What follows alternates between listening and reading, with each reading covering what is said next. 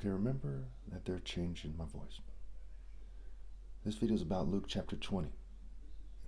I'm not gay. There's LGBT people harassing me just like they're harassing Christ at this point in the story. They're among the Jews who were in cults, including LGBT cults. We know that because of history and what it means to worship Baal. The Bible's by Baal, but bisexual Baal. The Greeks, the Romans, the people in the area were flirting with pagan religions, and part of that included various LGBT activities. So they ask him,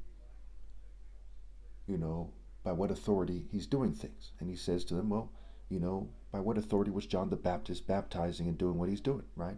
Was his baptism from man or was it from heaven? And they don't want to answer him, because if they say yes, then he'll say, why did if they say that it was from heaven, he'll say, why didn't you believe him?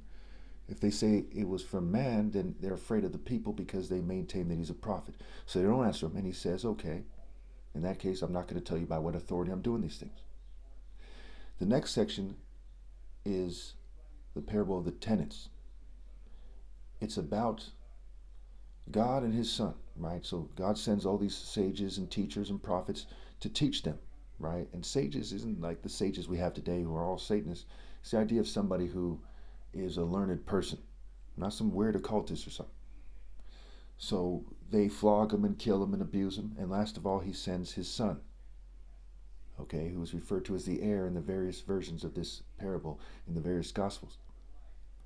And they say, he's the heir, take him outside and kill him.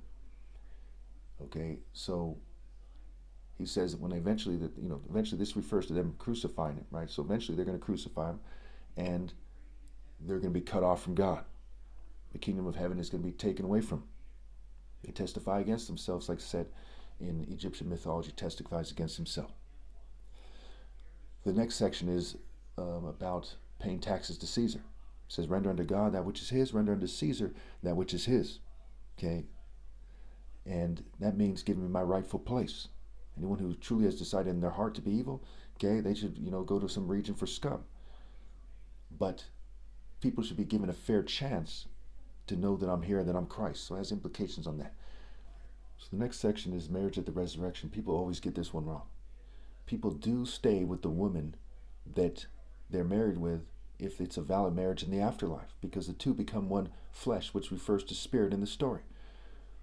Okay, and they have a different form of marriage. So when he says they won't be given in marriage, he's not saying that they won't be connected together. They will be.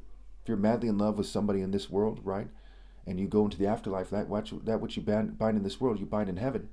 Okay, you continue with that person if you're in the divine order, if your marriage is valid. What doesn't happen is you don't have this kind of shallow, relatively shallow earthly marriage. So you'll be like angels, which are superior to the souls of human beings because they're in complete submission to God. Okay, so the next two sections are very much connected. The first is whose son is the Messiah. This next one is a warning against the teachers of the law, right? The Pharisees, the teachers of the law, what have you.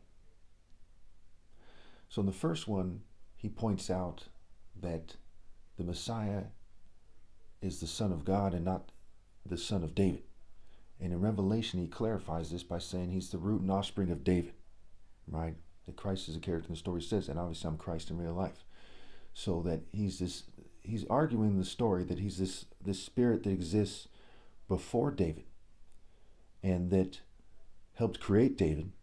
So he's the root, but he's also the offspring in that, we got to look at how the word offspring is being used here, like in Galatians. It's being used to refer to the fruits as well. So he's the root and the fruit of David. Okay, the root and the spiritual work of David. And when they say David is a point of reference, not as an individual in the flesh. David as the idea of someone in submission to God, right? The idea of David is superimposed on something. And we see that in the next section where it's a warning against the Pharisees and the teachers of the law. And we also see Christ, the character in the story, talk about endless genealogies. He says, that these people think that they're important, right? They have some flesh-based scale that makes it so they think that they're important, when the idea is spiritual.